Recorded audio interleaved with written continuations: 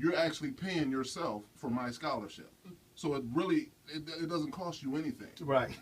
You understand what I'm saying? Because it's your school. So Right. I'm going to pay you to come here, and it's like I'm just paying myself twice to get you here. Double dipping. Right. So it costs you nothing. It costs me everything because I may be injured and never be able to play again. Exactly. You know, so of course it's mine. Go ahead, Sarge.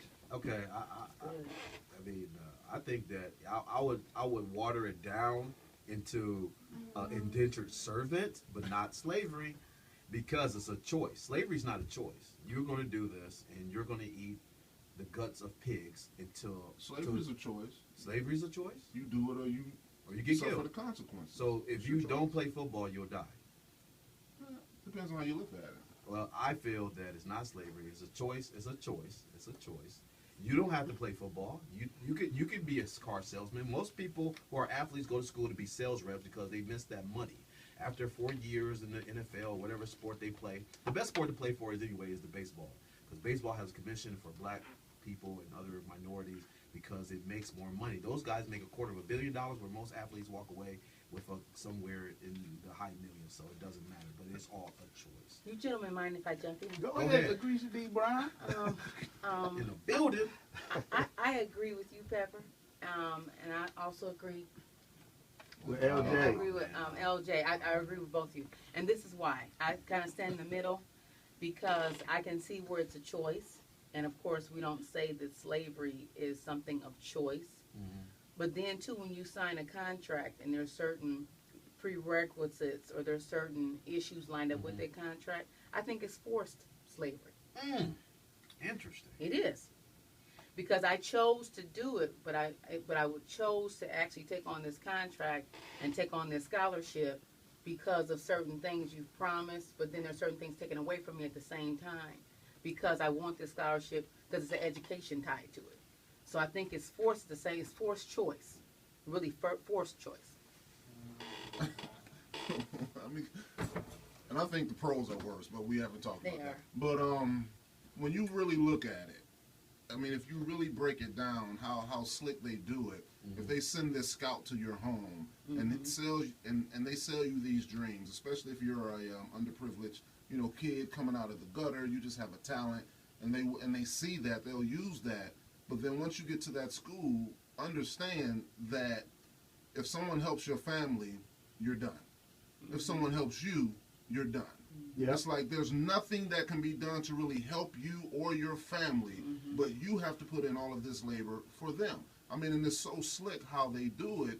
It's like, so many athletes have come and gone and lost scholarships and lost privileges because an agent who wanted to sign this athlete after he graduated purchased a home for, this athlete's single mom who was living in the gutter. Right. So now that the school found out, oh, that's an NCAA, rule violation, you're cut.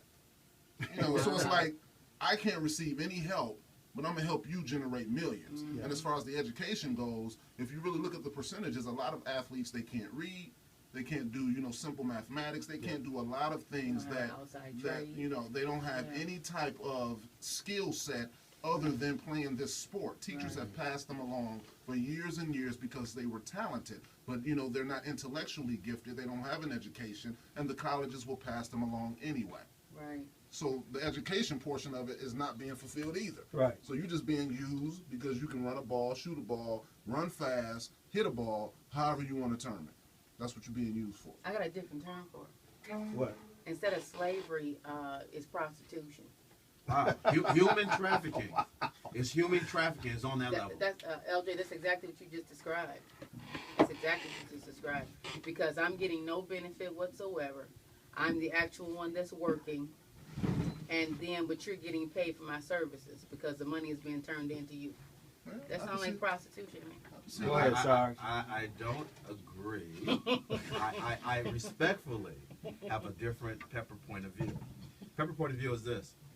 Sometimes you got to plant seeds. You got to pay dues. Nobody want to plant seeds. Nobody want to pay dues. Everybody just want to walk out the gate and be millionaires. If that's so true, don't go to school. But there's You nothing can pay. growing. You can pay for your education. Who said you got to take a free scholarship? Who But said you there's- got to play sports? But there's nothing growing. If you It don't plant have to seed- grow. Yeah, I understand. It don't have to if grow. you plant No, seed, no, there no. should be something growing. So when Besides- if you okay, let's do- Besides the school's pocket, there should be something growing in the athlete. That's why you're right. You're right. Opportunity, But you don't have to education, participate in the skill, school. trade. You don't have to. Nobody forces you to go to But college. Can I ask a question right quick? I ain't give mine, so I will give it in a minute. But let me ask you this, and then I'll give my whole spiel on the thing. What if I give LJ, who's my example for the day, a high school legend, comes into college, his education, everything, scholarship gonna come to $150,000, and as the college, as the business, the corporation, because what we don't mention is college is business first. I know, I worked at one. It's business for. I don't care what you say about education. Thank I don't you. care if you're trying to save whatever. It's business. What if the college only allowed to make what they're willing to give me? Would you think that'd be fair? The college is only able to make $150,000 I don't off the agree. athlete. I- Because I- let me. I'm asking questions because of this. When the athlete, you take a university like, let me use Ohio State for example. Ohio State is the biggest campus in the nation. They have the top football program at this particular time in the country. Pretty much, it's always like Ohio State, Alabama, Texas, colleges like that. And Ohio State got a good basketball team, but most of the major money for all the other programs come through football. Some basketball, but really football. If I'm the athlete, why is it okay for the college to make millions of dollars off me? Because when they sign that scholarship, in legal jargon, I'm not saying it's wrong or right yet. I'm just making a fact.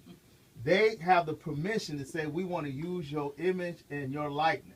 So that tells you, and your name. So they telling you right off the bat, Business. this is a business Transaction. agreement. Yeah. We're going to give you education.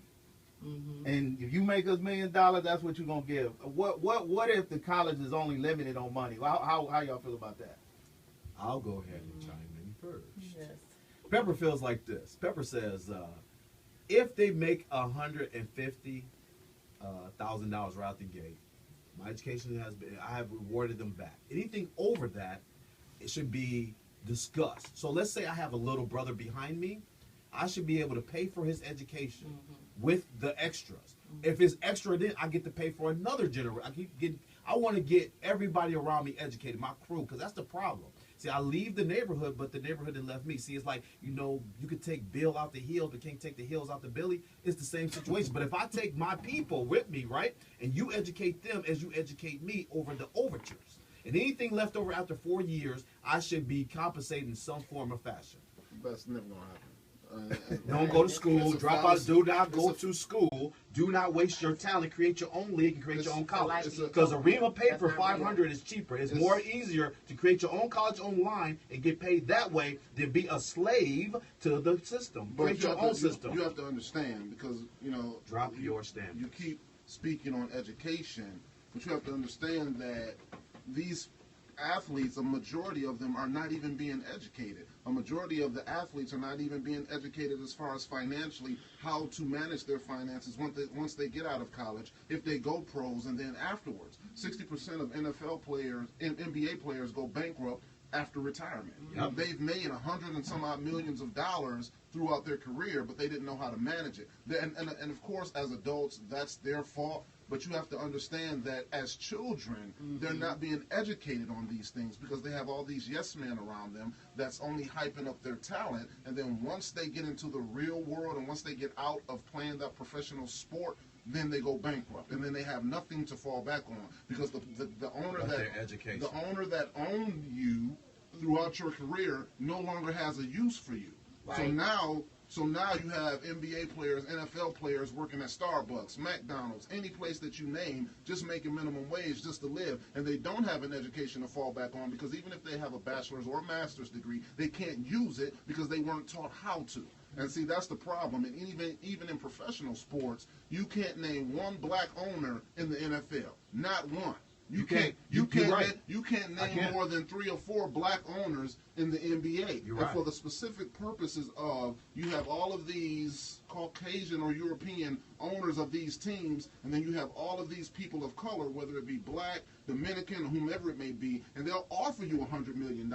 But that's pennies compared to the 500 million to $1 billion plus that they're going to make off of you. Just like when people that work for Walmart makes $300 billion a year profit, so they can pay you $15 an hour, and being that you come from nothing, you'll think that's actually money, but to them that's pennies. So to me, it's a form of slavery because you're actually working for nothing. These athletes are still considered middle class. To us, they're first class, but to the people that own them, they're middle class to lower class because I can pay you pennies, make billions off of you, and then when you're done and when your talent is over, I can get rid of you. I totally agree because you're absolutely right. There are no black owners, and there are also no owners of the baseball bat company, the people that change the nets, the people that wax the floors. Those companies are owned by Caucasians or European Americans, I like to call them. There's nobody to own the pads that they clash, the helmets. Who owns the helmet company? Is it a black man? No. Is the people that cut the grass, is they owned by a black man? No. So we understand this. When I'm saying, what is the solution? I can complain and bring out points all day. Do I go back to TPS, talk to Durant? Let's teach them financial literacy. What is the solution? Well, the whole point, and I want to make sure I make this statement. So I'm not. We're not disrespecting slavery at all, because I wouldn't be idiotic enough to compare slavery, real slavery, to athletes in professional and college sports. So I just want to make that clear. But we're talking about modern slavery, where the setup is similar, except we plan on much higher stakes. I think this is my take on it. In college, I think the first thing, like I said earlier, college is business. You got to know that right off the bat. And when these athletes commit to these colleges, they're getting a raw deal because it is a modern day mule and rider. You the mule and I'm going to ride you for everything I can get out of you. Now, it's two sides of that coin. It's just my personal opinion. One side of that coin is you could choose to sign up and have the opportunity to be in a better position to get paid to go to pro, which you haven't talked about. Or the other opportunity is you get a scholarship and have an education. That's if you getting a real education. Right. Or you have the opportunity just to hang out on college, be the hip dude on college because you football and you flop out or flunk out after your sophomore, junior year because you have those. But the problem I really have is, okay, make your money, but don't stop them from making money, because you're making money off of their images, and then you're giving. I'm not even saying pay the athlete, but I kind of am. They need to have some type of incentive, and I'm only talking about the ones that qualify. I'm talking about the guys that's actually. You can tell by the jerseys, Heisman nominated, the ones that ESPN they talk about every week. Any type of thing these guys generate, somebody needs to make money outside of college. Now, the argument would be, well, how do you decipher that? If you got like 30 or 40 guys, what, you have to pay all of them? No, it's just like in pro, because it's just modern day pro. It's modern day pro, like minor leagues in baseball. They ain't in the majors, but they get paid for being minor leaguers. Then really, that's what college football is, and we don't really want to say that, because the education that LJ eloquently put, this part of is a piece of crap, because they don't take no real classes. I know. I've been on the campus. Major in criminal justice. Yeah, major in criminal justice, social, cafeteria etiquette, stuff like that. And you don't want to pay them, and then you put these ridiculous strict solutions on them where if you get somebody hand you a pair of socks, you broke it, you don't get your scholarship, but like LJ said, you don't get the money back. So I don't care what nobody said. It's some type of medium they need to come to, but it won't ever happen. And the reason colleges won't ever do that is because it's big business. These guys would almost have to form a union and say, we just not going to play. They have to come together, because that's part of the problem. Even on the pro level, they getting paid, and the other guys, the owners, are making the big money. But when does the pros come together?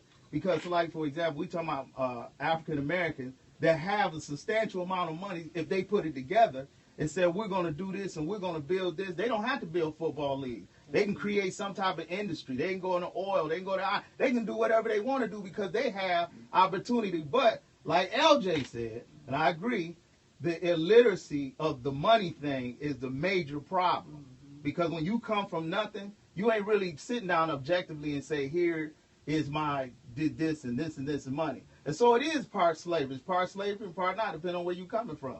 That's just my opinion about it. It's both sides of that coin. Go ahead, Sarge. I was just gonna say, like, what happens in the paradigm in this Ponzi scheme of sorts? What happens if education get voted? Public universities are free. Now